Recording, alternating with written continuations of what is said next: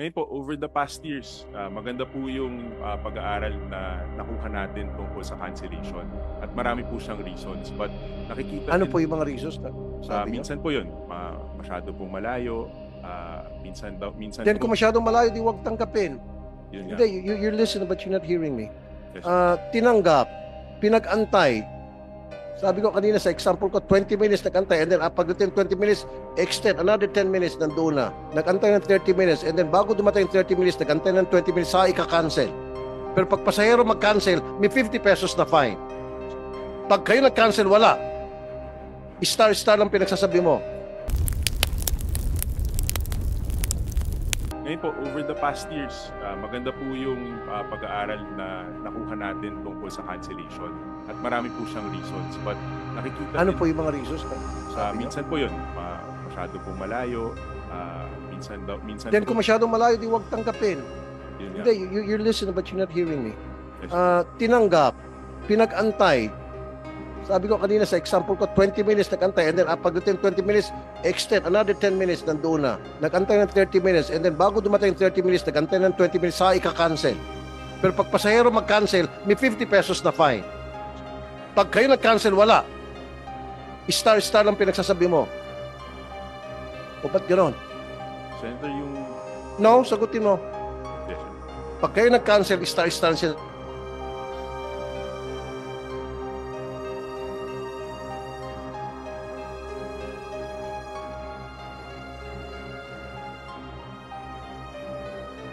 Sabi mo, cancel suspension pag 3 times in a row. O ba't gano'n? Lahat puro paborable sa inyo. Paano yung mga consumer ninyo? Pasensya na po dun sa sitwasyon na yun. Pero pag ganun po, yung kabaliktaran naman po ay may kaukulan rin na penalties na nakukuha po ang driver sa paggamit po ng platform ng Grab.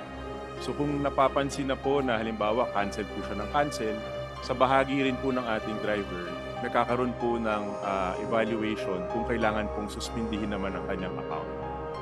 So dapat, alisin mo na yung pagmumulta ng 50 pesos.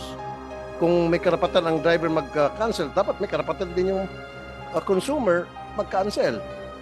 Should go both ways. Hindi one way lamang na kayo lang pwede magpa-cancel at hayahay yung kayong Grab at kita kayo ng kita. Taga kayo ng taga. Samantalang pag yung pasahero, mumulta ng 50 pesos. Yes, Your Honor. Ito pong... Pag-aralan niyo po yan. Salamat po, Your Honor. Pag-aralan niyo mabuti yan. It's not fair. Yung cancellation fee po, Mr. Senator, ito po ay alinsunod lang din po sa regulasyon na nakalagay po sa LTFR. Na maaari pong... Mag-charge ng 50 pesos? Kapag may cancellation fee po kasi tayong tinatawag. Nasaan LTFRB dito? Mr. Chair, may I be recognized? Okay, Attorney Chop I'd Laguadis, like to, Chairperson of TFRB. Make a correction. If and when a passenger gets cancelled and a appropriate complaint or we were notified, the sanction there is on the first offense is a penalty of 5,000 pesos. The violation is refusal to convey. Dahil tinanggap mo yung pasahero and then ayaw mo siyang dalhin sa kanyang destinasyon, if a complaint is filed, and we have cases of this, we sanction the driver with a 5,000 pesos penalty. Meron po bang na-sanction? Meron na po kaming mga na-sanction. Bagamat kokonti lang po dahil kokonti nagpapaabot sa LTFRB. We have to be informed first. Pag na-inform naman kami, may sanction po kaagad yun after a show cause. Okay, this is what I want you to do sa Grab.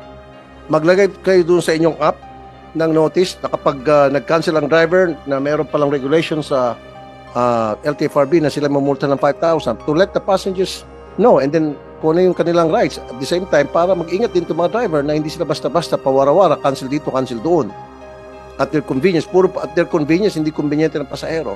Eh di wag na kayo mag-Grab kung ang gusto niya hayahay, kung gusto niya magpahanap-hanap lang ng pasahero na gusto niyo. Yes, Mr. Chair, we will emphasize this po in the app. Okay.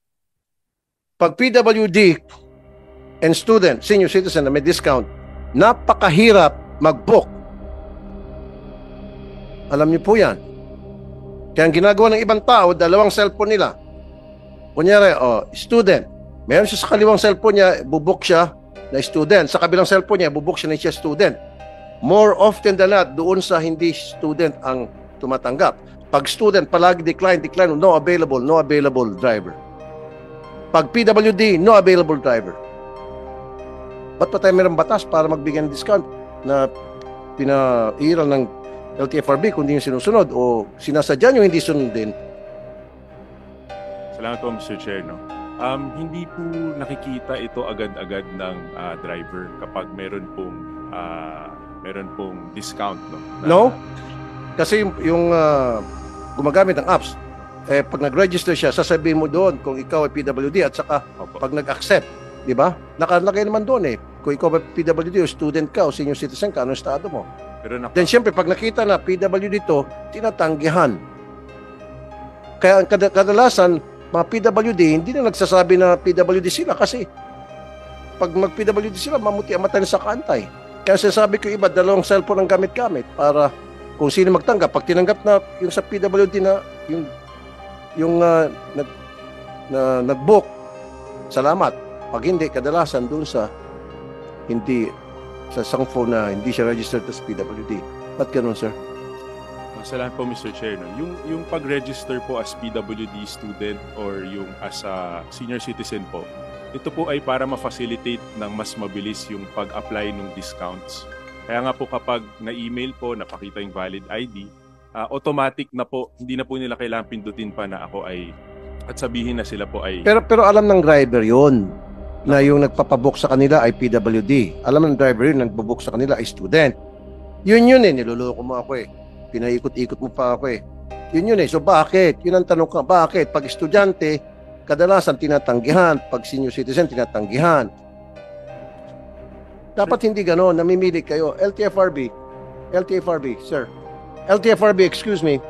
Yes, sir. Mamaya ka na magpag-usap, okay? No, sir. I was trying to confer with him on the rights of the PWD. Based on our platform, if the chair may allow me, Yes, sir. there is a application there that requires them to push on it, indicating na sila either pregnant or senior citizen. And there should be an automatic 20% discount doon sa fare. And in that 20%, it is the TNC that shoulders the 20%, Mr. Chair. Yun nga po, sir. Ang point ko nga, yung bang pag nagdeklara yung isang pasahero na registered as PWD sa apps ng Grab o as senior citizen or student na supposed to be may 20% discount, bihirang makatanggap ng booking. Bihira. Yun yung problema. Na yun yung mga complaints na natatanggap ko. So kaya nga, ulitin ko kung di ata kayo nakikinig, pati kay LTFRB, ginagawa ng iba, dalawa-dalawang cellphone nila. Yung isa as, kunyari, as PWD, yung isa as non-PWD. More often than not, tablado itong sa PWD na registered sa apps ng Grab. Pero itong hindi PWD, ang bilis ng tanggap. So very clear na namimili. Ngayon, ang tanong ko, sino nag-absorb ng 20% discount? Driver o Grab? Dapat Grab. Based on the existing policy, it should be the TNC, meaning to say it's Grab or any other existing TNC ang mag-absorb ng 20%. It should never be the driver. Okay, meron ba tayo driver dito ng Grab? Do we have one? Okay, Mr. Mopas, Chairman TNBS with the Philippines. Now, sino nag-absorb ng 20% discount para sa student or sa senior citizen or sa PWD? Kayo, driver, or yung Grab? Thank you, Mr. Chair. For the past how many years po, ang TNC po ang nag-shoulder po ng 20% para sa PWD, sa senior citizen at sa ating pong mga student. Pero in-implement po ito pong taon na to, implement po ito, hindi ko alam po anong buwan po yun, ang